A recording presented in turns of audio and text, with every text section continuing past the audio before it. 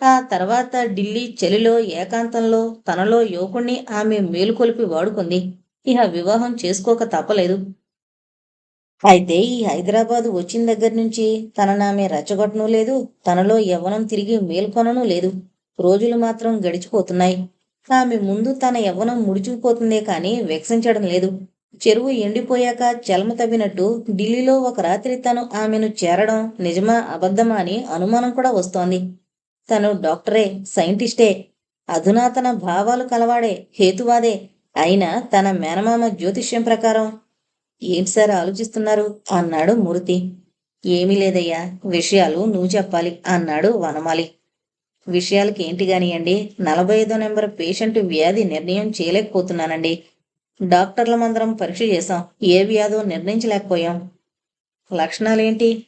ఏం చెప్పమంటారు? బీపీ బాగానే ఉంది, రక్తం తక్కువగా ఉంది గాని పర్వాలేదు, పల్సు హార్ట్ బీటింగు మామూలే. ఆవిడ తినే ఆహారం అండి మా హౌస్ సర్జన్లో డజను మంది తినలేవండి. అయినా రోజు రోజుకి చిక్కిపోతుంది. ఆవిడ భర్తకి ఆవిడంటే ప్రాణంలా ఉంది, గోల పెట్టేస్తున్నాడు. ఎక్స్రేలో ఏం కనపడలేదు, మూత్ర పరీక్షలో ఏం కనపడలేదు. మల పరీక్ష చేశారా? లేదండి, వారం 10 రోజుల నుంచి ఆమెకు మల విసర్జన లేదు. అంతకు ముందు కూడా కొద్ది రోజులుగా లేదట. ఈ తిన్న ఆహారం అంతా ఏమైపోతుందో మాకు బొత్తిగా అర్థం కావడం లేదు. చెప్పాగా, ఆవిడ తిన్నంత ఆహారం తింటే అజీర్తి పట్టుకుని చచ్చేవాళ్ళం. ఆ మాటకు డాక్టర్ వనమాలి నవ్వుతూ, మరి ఏమనుకుంటున్నారు? హాస్పిటల్ సూపరింటెండెంటు మీరు? ఏమీ అనుకోవడం లేదండి, ఇప్పటి వరకు బ్లాంక్గానే ఉన్నాం. వాణి మాత్రం దగ్గరలో ఉంటే మనల్ని కూడా తినేస్తుందని అనుమానిస్తున్నారు. అంత తిండేండి.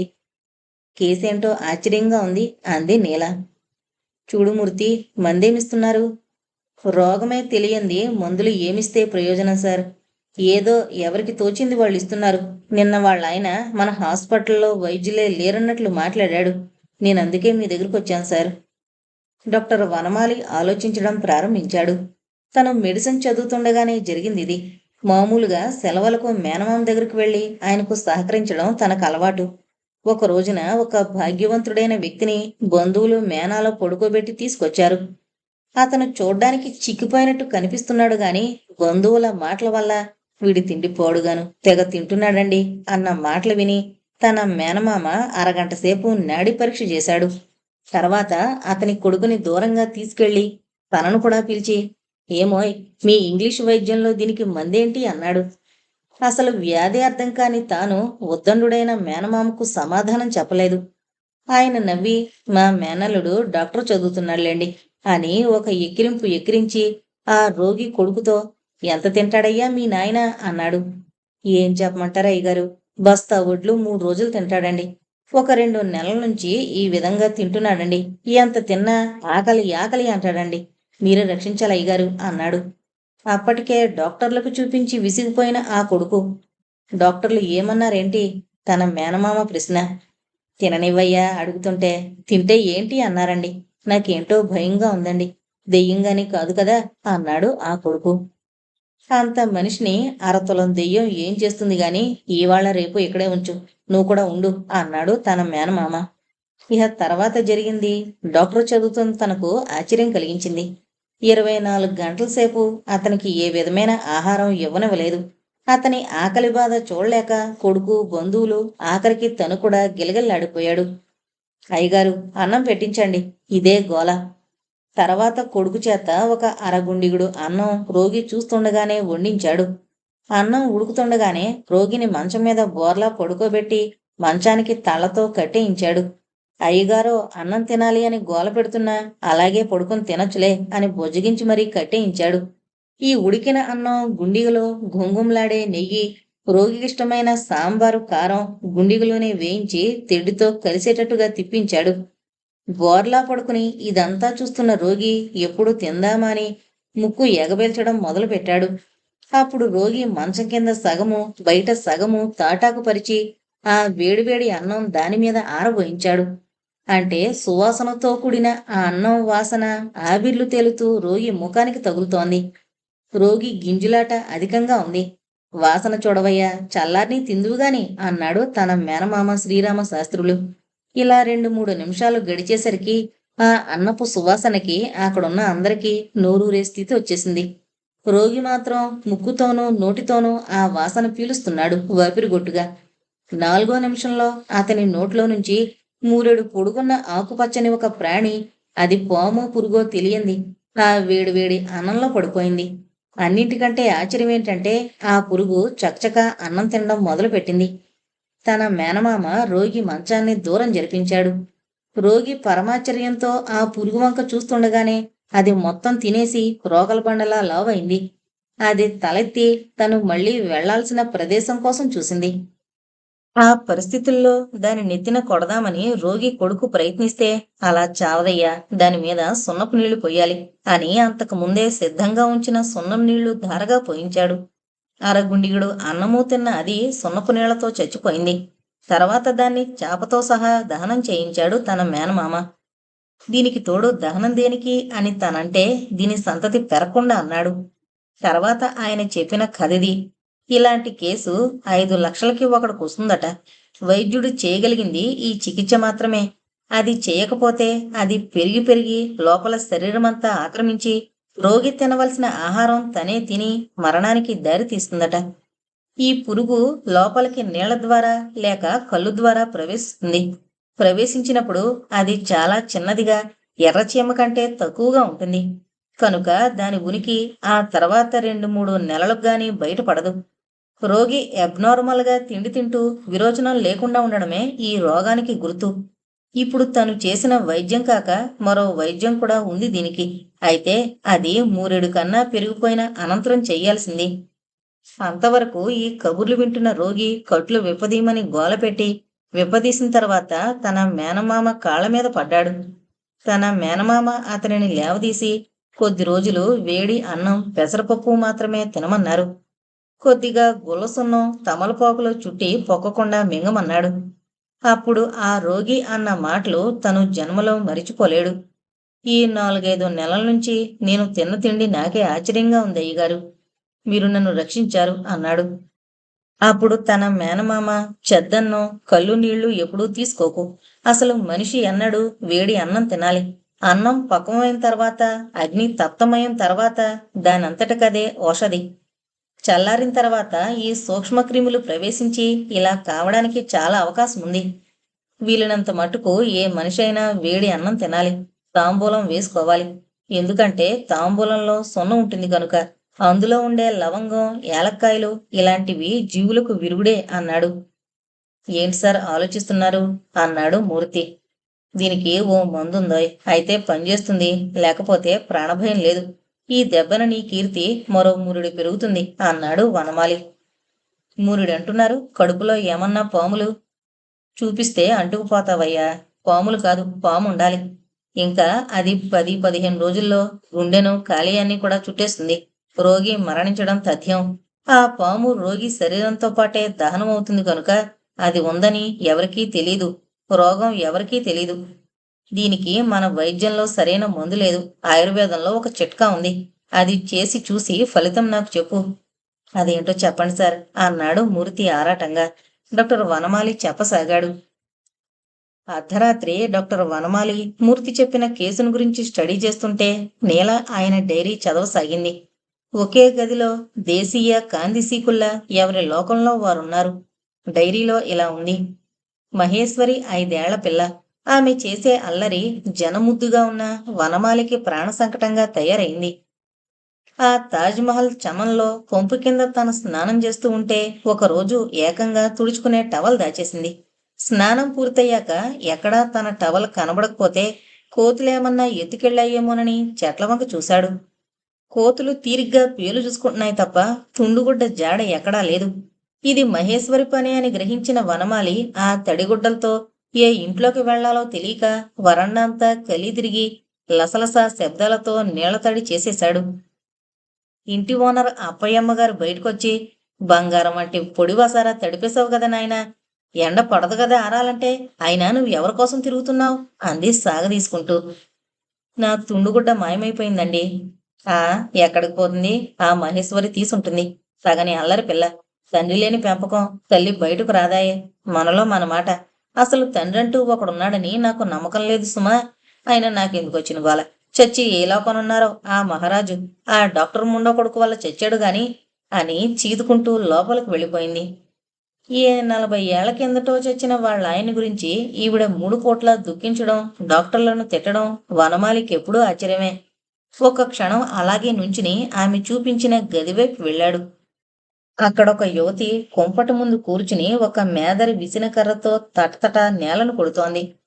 ఆ చీకటి గదిలో కూడా ఆమె సౌందర్యం అనుపమానంగా తోచింది వనమాలికి.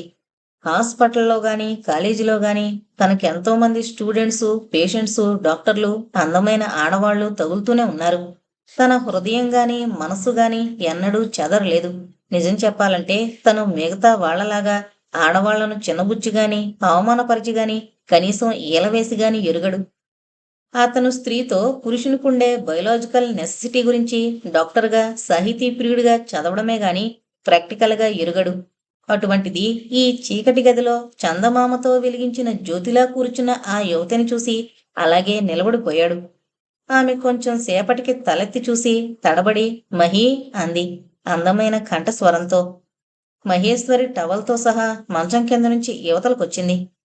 తగని అల్లరి పిల్లండి, మీ తువ్వాలు తీసుకొచ్చిందా? మహీ, వారి తువ్వాల వారికివ్వమ్మా, అల్లరి చేయకూడదు, ఆడుకోవాలి గాని అంది. ఆ మాటలు వనమాలి ప్రాణానికి పూల తోటల్లా, ఘంటసాల పాటల్లా, శ్రీశ్రీ మాటల్లా వినిపించాయి. మహి తువ్వాలివ్వడం, తను తీసుకోవడం అతను ఎరుగడు. అతను మర్యాద కూడా మరిచిపోయి ఆమె వంక చూస్తూ నిలబడిపోయాడు. మహి తల్లి వంక, అతని వంక చూసి, అమ్మ బాగుంది కదూ, నాకు బావుంటుంది అంది. ఆ మాటకు తడబడి మళ్ళీ చూడసాగాడు వనమాలి. ఆ యువతి ఇతని వంక చిత్రంగా చూసి పమిట సర్దుకుంది. అప్పటి వరకు తను తడిగుడ్డతో నిలబడి ఉన్నాడన్న స్పృహ వనమాలికి లేదు. అమ్మా, ఈయన్ని అంకులని పిలవనా, డాడీ అని పిలవనా అంది ఆ పిల్ల. ఆమె తాచుపాముల చరాలను లేచి నిలబడి మహిని ఒక్క లాగులాగి తుండుగుడ్డ వనమాలి మొహాను కొట్టి తలుపేసుకుంది. కాని ఆమె వెక్కి వెక్కి ఏడుస్తున్న చప్పుడు బయటకు వినిపిస్తూనే ఉంది. ఆమె తాకిన ఆ టవల్ని అపురూపంగా పట్టుకుని తడిగుడ్డలతోనే వెనక్కి తిరిగాడు తను. అప్పల నరసమ్మగారు ఈ కథంతా చూస్తోంది కాబోలు. నాయనా, నువ్వు దాని వల్లో పడ్డావా? పిదపకాలం పిదప బుద్ధులును. చచ్చి ఎక్కడున్నాడో ఆ మహారాజు చచ్చే వరకు ఒక్క మాట మాట్లాడుకోలేదనుకో. నేను కట్టుకున్న వాడితోనే నేను మాట్లాడలేదు. పరాయవాడితో ఇప్పటి వాళ్ళు ఇలా మాట్లాడిస్తున్నారు. ఆయన నాకెందుకీ దిక్కుమాలగోలా అంటూ తన భాగంలోకి నిష్క్రమించింది. ఆ రోజు ఇక వనమాలి హాస్పిటల్లో కూడా ఆమె ఆకారం నుంచి, మాట నుంచి, చివరకు వేసిన తలుపు నుంచి కూడా తప్పించుకోలేకపోయాడు. నిజంగా ఆమె అప్పల నరసమ్మగారన్నట్లు ఆధీనం తప్పిందా? తప్పితే భర్త ఆధీనమా లేక సమాజపు ఆధీనమా? ఇదే ఆలోచన అతన్ని హాస్పిటల్ కారిడార్లోనూ, కేసుల షీట్లలోనూ, మంచాల వరుసల్లోనూ వెంటాడి వేధించింది. ఆమె తన కులం కాకపోవచ్చు, మతం కాకపోవచ్చు, అదివరకే వివాహితురాలో విసర్జితురాలో కావచ్చు, తన మేనమామ ఒప్పుకోకపోవచ్చు. ఏమైనా ఆమె తన భార్య అని మెడికల్ బుక్స్ సాక్షిగా తనలో తనే ప్రమాణం చేసుకున్నాడు డాక్టర్ వనమాలి. కాని ఆమె ఒప్పుకోవాలి కదా. కృషితో నాస్తి దుర్భిక్షం, ప్రయత్నించాలి, ఇదే అతని ధ్యేయం. ఒక రోజున తను హాస్పిటల్ నుంచి తన తాజ్మహల్కి తిరిగొస్తుంటే నాన్న అన్న మహి గొంతుకు వినిపించింది. తను ఆగిపోయాడు. మహి గబగబా తన దగ్గరకొచ్చి చేయి పట్టుకుని, చూడు, ఆ వెధవలందరూ నీకు నాన్న లేడు, నీకు నాన్న లేడు అంటున్నారు. నువ్వు మా నాన్నవి కదూ అంది దీనంగా. తను అప్రయత్నంగా తల ఊపాడు. అయితే వాళ్ళని తన్ను అంది మహి. అప్పటికే అక్కడున్న పిల్లలందరూ పారిపోయారు. అది చూసిన మహి చప్పట్లు కొడుతూ పరమానందపడిపోయి, అంతే కావాలి, నువ్వు మా నాన్నంటే పారిపోయారు చూసావా? అందరికీ నాన్నలున్నారు, నాకు నాన్న లేడు. నువ్వు మా నాన్నగా ఉంటావా? రోజూ నీకు ముద్దిస్తాను, అల్లరి చేయను, పల్లేరుకాయలు పోయెను, రాయి పెట్టి కొట్టను, టవలు ఎత్తుకురాను. తను అమాంతం మహేశ్వరిని ఎత్తుకుని 2 బుగ్గలు ముద్దు పెట్టుకుంటూ పార్కులోకి తీసుకువెళ్ళాడు. అప్పటికి ఒక ఏడుపు ఏడిచిన మహేశ్వరి కనిపించిన పిల్లలందరితోనూ మా నాన్న, మా నాన్న అంటూ పరిచయం చేసింది. ఆ క్షణంలోనే వనమాలి అనుకున్నాడు, ఆమెకు భర్తని అయినా కాకపోయినా మహేశ్వరికి తండ్రినవుతానని. అతని ఈ రెండో ప్రతిజ్ఞ సంగతి కూడా భగవంతునికి అతనికి తప్ప ఇంకెవరికీ తెలీదు. నాన్న, బూరలు కొనిపెట్టవు అంది మహేశ్వరి. ఆమె అడిగినవి అడగనివి కూడా కొనిచ్చిన వనమాలి మెల్లగా, మీ అమ్మ పేరేంటమ్మా అని అడిగాడు. అమ్మా. అమ్మా నీకమ్మా, మరి అందరూ ఏమని పిలుస్తారు? బామ్మగారు వాళ్ళు తీపెట్టమ్మ అని పిలుస్తారు. వనమాలికి ఏడేడు లోకాల్లోనూ అటువంటి తెలుగు పేరు ఎక్కడా వినిపించలేదు. తరువాత ఆ పేరు టైపిస్టమ్మ అని అర్థమైనా అతను మాత్రం మహేశ్వరి మొదటగా చెప్పిన తీపిట్టమ్మలో మొదటి రెండక్షరాల్లో తీపి అని భార్యను పిలుస్తూ ఉండేవాడు. అది తర్వాత సంగతి. ఆ రోజున ఆమె తీపి కాదు, ఉత్త చేదు. ఆ రాత్రి సుమారు 7, 7:30కు ఇంటికొచ్చిన కూతురు చేతిలో బూరలు ఇంకా అలాంటి సామాన్లు చూసిన మహేశ్వరి తల్లి సీత ఎక్కడివి ఇవన్నీ అని అరిచింది. నాన్న కొనిపెట్టాడమ్మా అంది చాలా మామూలుగా మహి. అంతే 4 బాదులు బాది ఇంట్లోకి ఈడ్చుకు వెళ్ళింది సీత. ఆ తర్వాత భగవంతుడు దగ్గరకు చేర్చిన ఆ తండ్రి కూతుళ్ళిద్దరూ ఆడుకుంటూ కలుసుకుంటూ సీతకు తెలియకుండా ఉండేవాళ్లు. జీవితం అలా సాగితే ఎలా ఉండేదో. మహి ఒక రోజున బిక్కమొహంతో తన గదిలోకొచ్చింది. ఏం జరిగిందమ్మా అన్నాడు తను. నాకు ఆకలేస్తోంది, అమ్మ లేవలేదు అంటూ వెక్కి వెక్కి ఏడవసాగింది. వనమాలి ఆ చుట్టుపక్కల ఇంటి యజమానురాలు లేకుండా జాగ్రత్త పడి పిల్లతో చప్పుడు చేయకుండా సీత గదిలోకి వెళ్ళాడు. ఆ గదిలో కుంపటి వెలగడం లేదు, విసునికర్ర తటతటలు లేవు. సీత ముడుచుకుని మంచం మీద పడుకునుంది. అతనికి ఏం చెయ్యాలో ఎలా సానుభూతి తెలపాలో తెలియక ఏమండి అన్నాడు. సీత కళ్ళు తెరిచి చూసింది. మహి చేతిని పట్టుకుని వనమాలి నిలబడుండడం ఏదో అపూర్వ దృశ్యంలా గోచరించింది. వెంటనే తనను తాను తమాయించుకుని, మహి ఆయన్ని వెళ్ళమని చెప్పు, నాకు ఉద్యోగం పోతే నేను ఎవరి సహాయం కూడా తీసుకోనని చెప్పు అంది. అయినా మహి ఆకలి మొహం చూసి ఒక 50 రూపాయలు మహి చేతికిచ్చి తను యువతలకొచ్చేశాడు. వెంటనే 2 దెబ్బలు, మహి ఏడుస్తూ బయటికి రావడం, అప్పల నరసమ్మ గారు అక్కడ ప్రత్యక్షమవడం క్షణాల మీద జరిగిపోయాయి. ఆమె మహి చేతిలోని డబ్బు తీసుకుని, అర్హత లేని వాళ్లకు సహాయం చేయకూడదు నాయనా. ఆడకూతురని నువ్వు జాలిపడ్డావేమో గాని అమ్మో ఆవిడికి ఎంత గర్వం. ఇంకా నయం, పేరే సీత గాని ప్రవర్తన సీత కాదు. ఈ డబ్బు నా దగ్గరుంచుతానులే, వచ్చే నెల జమ కట్టుకోవచ్చు అని డబ్బు తీసుకుని తన గదిలోకి నిష్క్రమించింది. మహి వనమాలి కూడా నిశ్చేష్టులై నిలబడిపోయారు. మహి మెల్లగా అతని దగ్గరకొచ్చి, అమ్మకి నీకు కోపం వస్తే నా ఆకలెట్లా అంది. ఇహ భగవంతుడు కూడా వనమాలిని ఆపలేకపోయాడు. మహిని చంకనేసుకుని అతను బయటకు దారి తీశాడు. ఆ తాజ్మహల్లో ఉన్న సర్వ జీవరాశులు వాళ్ళిద్దరూ అలా వెళ్లడం చూసి ముక్కు మీద వేలేసుకున్నారు. మహీకి వనమాలికి మధ్యున్న పితృకా సంబంధాన్ని వాళ్ళెవరూ సహజంగా హర్షించలేదు. కారణం వారి వారి భర్తలెప్పుడు కన్నబిడ్డల్ని కొట్టడం తప్ప ఎత్తుకున్న పాపాన పోలేదు. కనని తండ్రి ఈ చెడిపోయిన దాని కూతుర్ని ఈ విధంగా చూడ్డం వాళ్ల కళ్ళల్లో నిప్పులు పోసినట్లయింది. ఎళ్లాళ్లమనుకుంటున్న వాళ్ళందరూ అప్పలనరసమ్మ గారి చుట్టూ చేరి సంసారం చేసే కొంపలో ఇలాంటి భోగోతం మేం వినలేదు కనలేదు. ఈ నేలుముచ్చు సీతను వెళ్ళగొడితేనే తప్ప అద్దెవ్వం అని సమ్మె చేశారు. న్యాయానికి అప్పలనరసమ్మ గారు అంత కఠినరాలు కాదు. ఈ దిక్కులేని సీతను వనమాలి పెళ్లి చేసుకుంటే బాగుండును అని అనుకుంటోంది.